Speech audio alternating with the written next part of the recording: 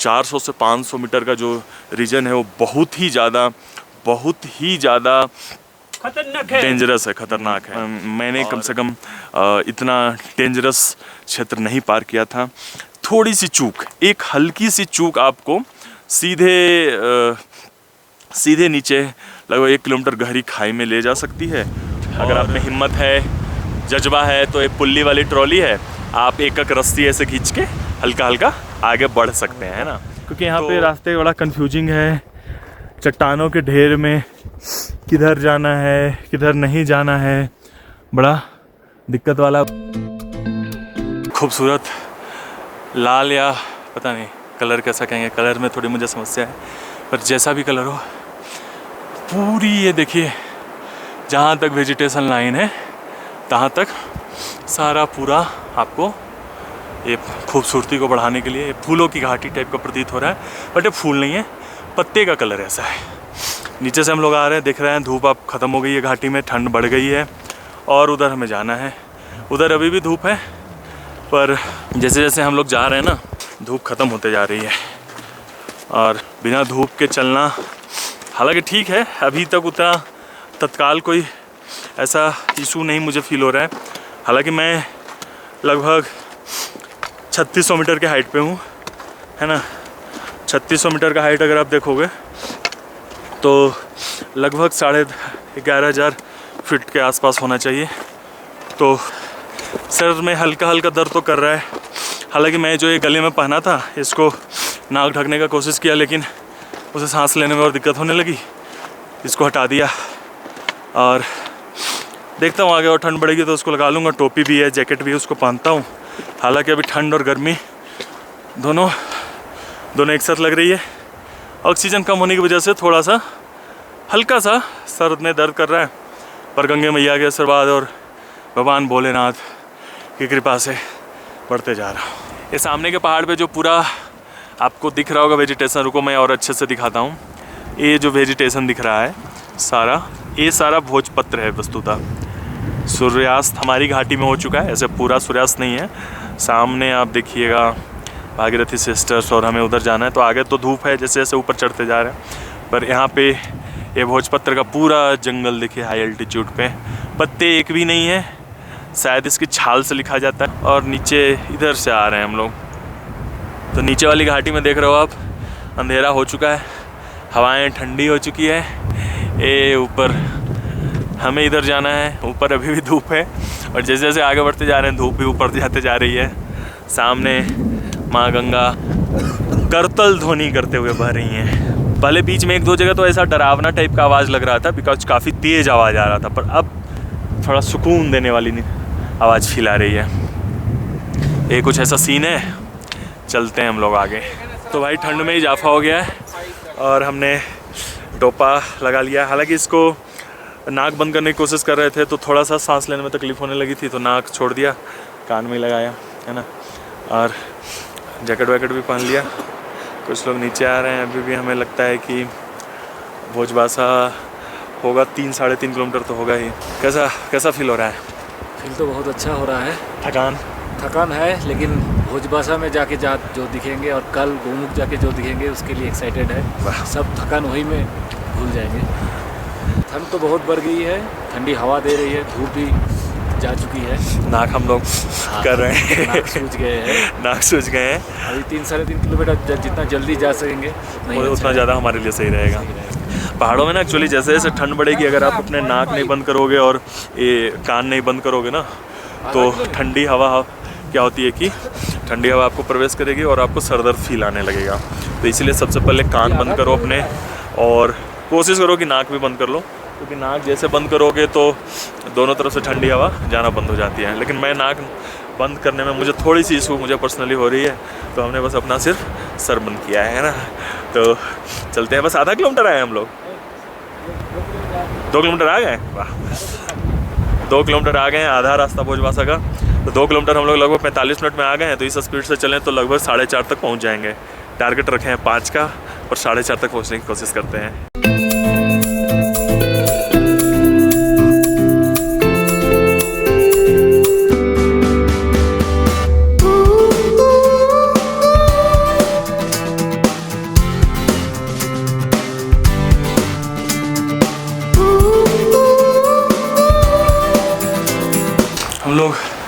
गीले पहाड़ नाम की जगह पे आ चुके हैं। देखो पहाड़ जैसे लग रहा है कि मिट्टी रख दिया गया है, कब लैंडस्लाइड हो जाए कोई ठिकाना नहीं है, इसलिए इसको हम लोग जल्दी पार करेंगे।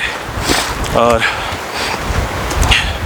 लैंडस्लाइड जोन है, काफ़ी देख रहे हो जैसे लग रहा है मिट्टी के चीज़ों को रख दिया गया है। तो ये देखिए पूरा मिट्टी का पहाड़ है, लैंडस्लाइड जोन है। तो हमें तेज़ी से निकलते हैं इससे।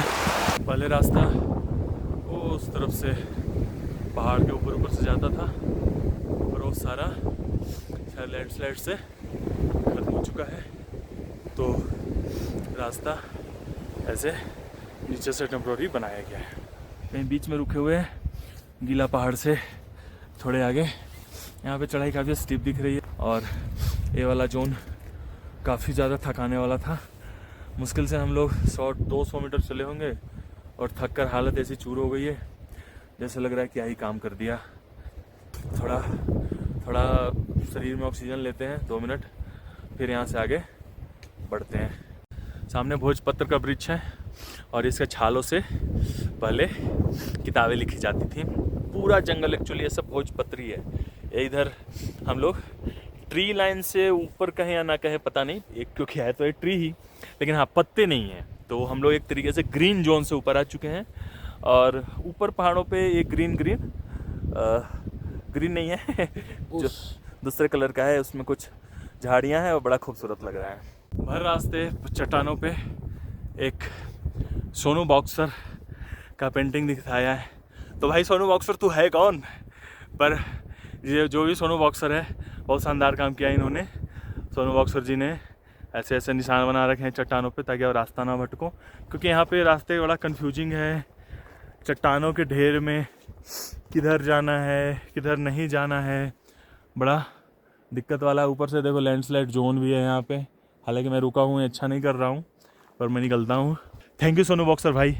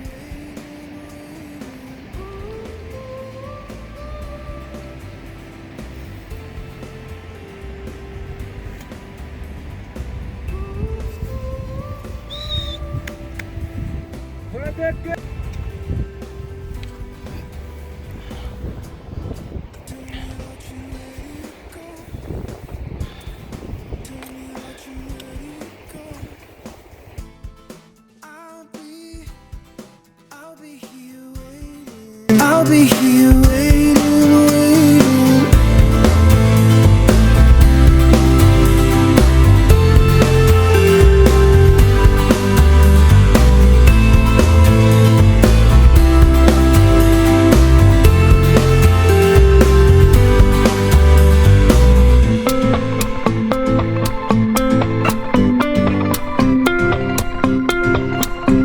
इस रास्ते जिधर से हम लोग आए हैं, इस रास्ते में अब इधर जहाँ मैं खड़ा हूँ वहाँ से लगभग 1 किलोमीटर पहले 400 से 500 मीटर का जो क्षेत्र पड़ता है, और काफ़ी ज़्यादा डेंजरस और बहुत ही ज़्यादा लैंडस्लाइड जो बहुत ही डेंजर था।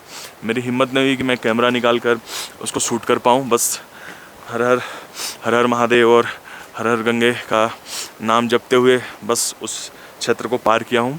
और 400 से 500 मीटर का जो रीजन है वो बहुत ही ज़्यादा खतरनाक है, डेंजरस है, ख़तरनाक है। और इसको सरल तो नहीं कहा जा सकता है। अतः जो लोग भी गोमुख तक जाना चाहते हैं गंगोत्री से, तो उसके लिए मेंटली प्रिपेयर रहें कि बहुत ही ज़्यादा खतरनाक रास्ता मिल सकता है। हमने आज तक मैंने कम से कम इतना डेंजरस क्षेत्र नहीं पार किया था। थोड़ी सी चूक, एक हल्की सी चूक आपको सीधे नीचे लगभग 1 किलोमीटर गहरी खाई में ले जा सकती है। और वहाँ पर रास्ता था नहीं, वहाँ पे जस्ट पूरे लैंडस्लाइड दिन भर होते रहते हैं, दिन रात लैंडस्लाइड होते रहता है। सबसे पहले आपको रुक कर देखना होता है कि पत्थर तो नहीं गिर रहे हैं। और वो पूरा क्षेत्र जो है पत्थरों और मिट्टी से भरा हुआ है, तो आपको उसके ऊपर नई मिट्टी और नई पत्थर है, तो पैर बहुत ही ध्यानपूर्वक जमा के रखने होते हैं। सो बहुत ही डेंजर रास्ता था। भोलेनाथ की कृपा और गंगा मैया के आशीर्वाद से हमने उस क्षेत्र को पार किया और अब थोड़े से सुरक्षित रास्ते। हालांकि ये रीजन भी काफ़ी ज़्यादा लैंडस्लाइड का रीजन है, पर उससे ज़्यादा नहीं, वो बहुत ही भयानक था। जय भोलेनाथ।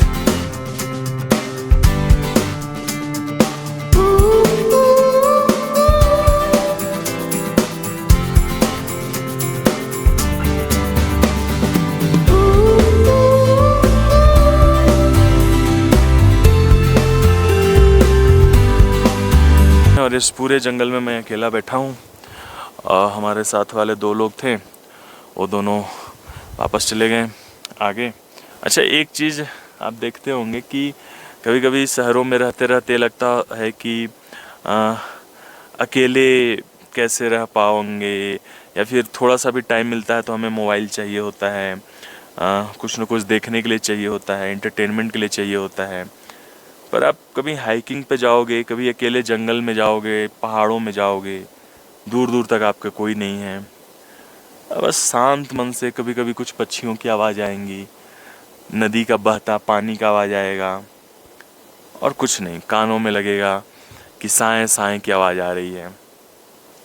तो इस चीज़ का भी एक अपना आनंद है, और अभी मैं उसी आनंद का अनुभव कर रहा हूँ। दूर दूर तक जंगलों में कोई नहीं है, सिर्फ मैं हूँ अकेला, और भगवान भोलेनाथ का आशीर्वाद है। 5:15 साढ़े 5 होते होते हम लोग भोजवासा लगभग पहुँच गए हैं। वो नीचे भोजवासा है, ये लाल बाबा का आश्रम है, वो GMBN का गेस्ट हाउस है, और एक और निर्मल बाबा का आश्रम है। तो यहाँ रुकने के लिए 3 व्यवस्थाएँ हैं। देखते हैं हम लोग को कहाँ स्टे मिलता है। गंगोत्री से लगभग 14 किलोमीटर की यात्रा करके हम भोजवासा लगभग पहुँच गए हैं, और शरीर का रोम रोम थकान से हिल रहा है।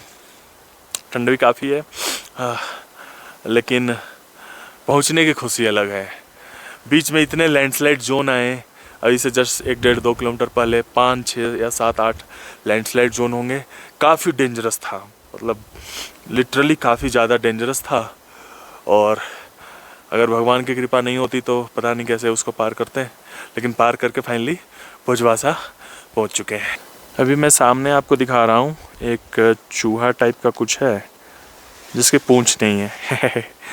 इतनी ऊंचाई में एक चूहा में दिखा और कुछ खाना लेकर भाग रहा है। चूहा ही होना चाहिए। आप लोग बताइए क्या है? पत्ते खा रहे हैं, पर चूहा शायद पत्ते नहीं खाते हैं। और लेकिन जीवन को देखकर अच्छा लगा, भले वो चूहा हो या इंसान।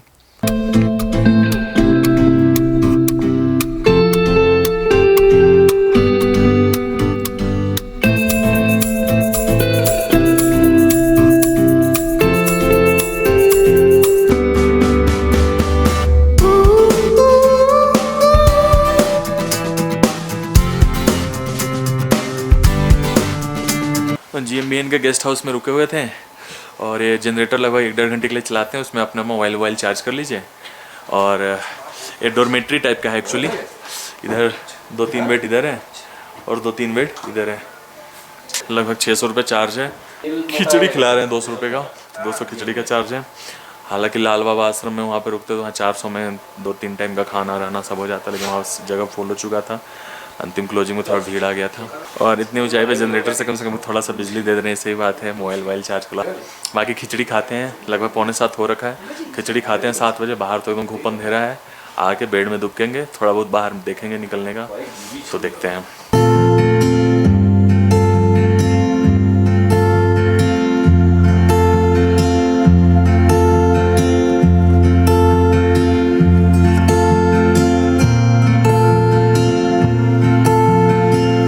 ऐसा कुछ ट्रॉली का व्यवस्था है और यहाँ से खुद से ट्रॉली आप लोग 4-5 लोगों तो खींच के वो उधर तपोवन गोमुख की तरफ निकलते हैं।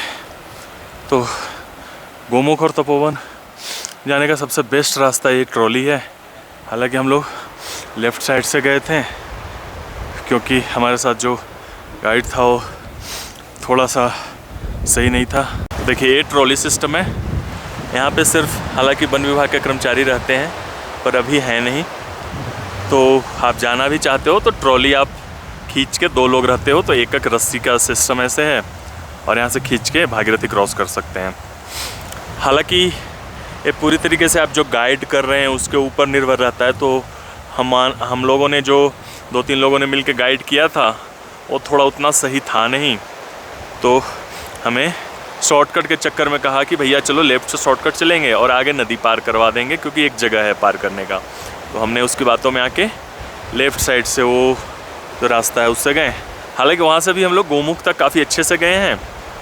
वहाँ से तपोवन भी जा सकते थे पर वो ग्लेशियर पार करने का रास्ता बताया जा रहा था, तो ग्लेशियर पार करना थोड़ा मुझे सही नहीं लगा पर्सनली, क्योंकि पहले कुछ एक्सपीरियंस है नहीं और सिर्फ एक गाइड के भरोसे ग्लेशियर पार करना थोड़ा मुझे सही नहीं लगा। हालांकि कुछ लोग गए और वापस इस रास्ते से आए, लेकिन अगली बार देखेंगे या फिर एक एक्सपीरियंस टीम के साथ जाना ज़्यादा बेस्ट रहता है, ताकि कुछ भी ऐसी विपरीत परिस्थितियों में आपके पास हेल्प के लिए सिस्टम रहे, है ना।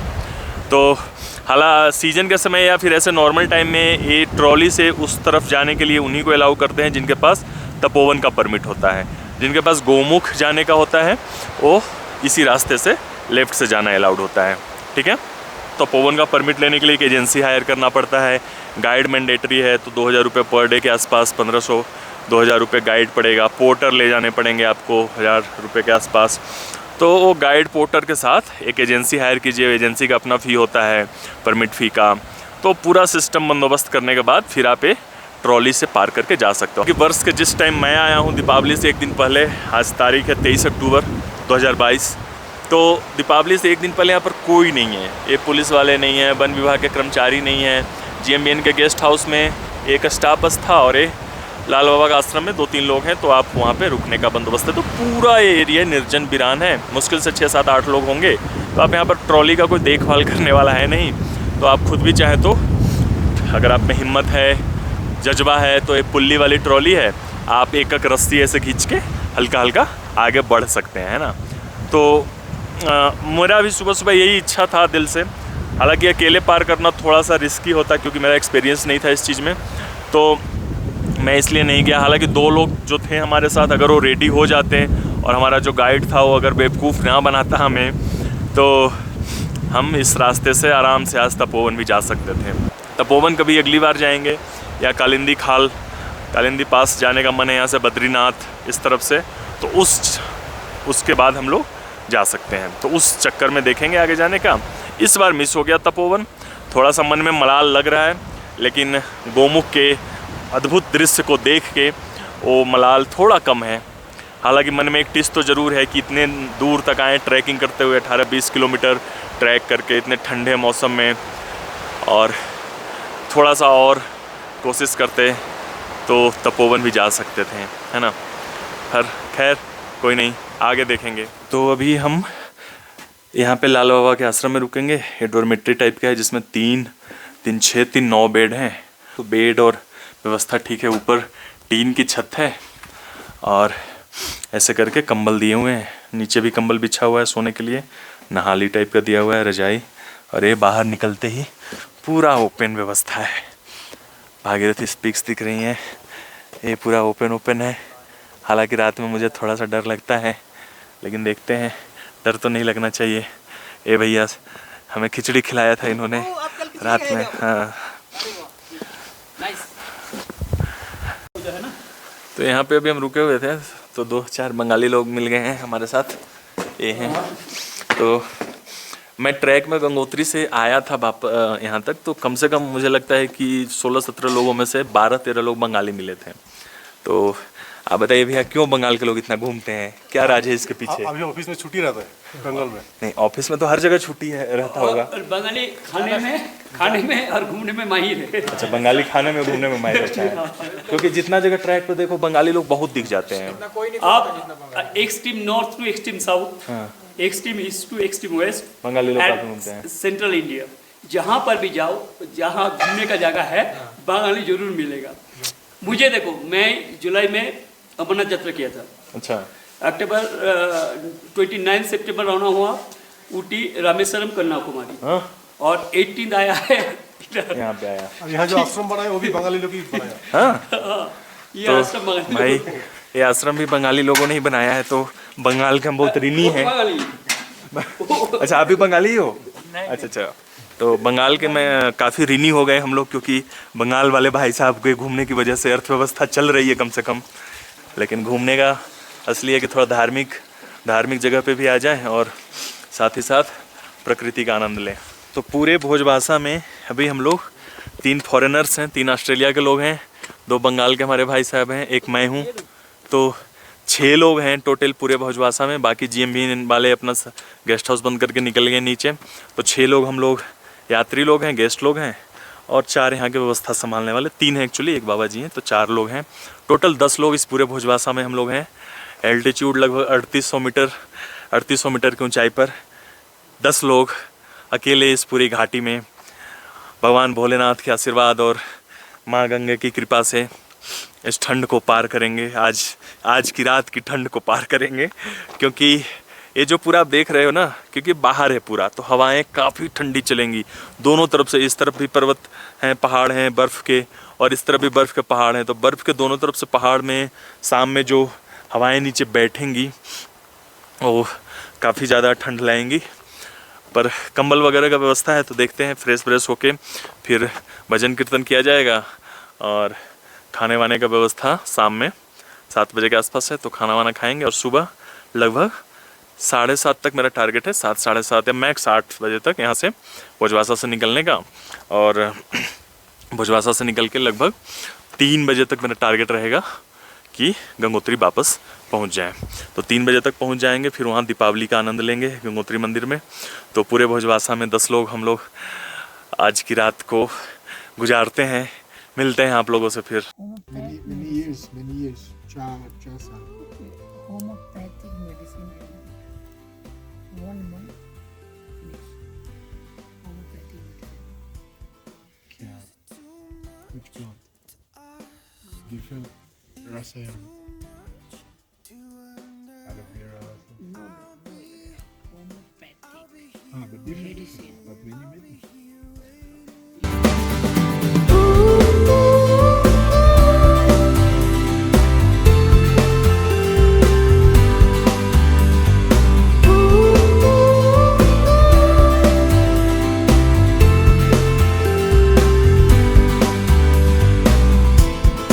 Is it too much to ask?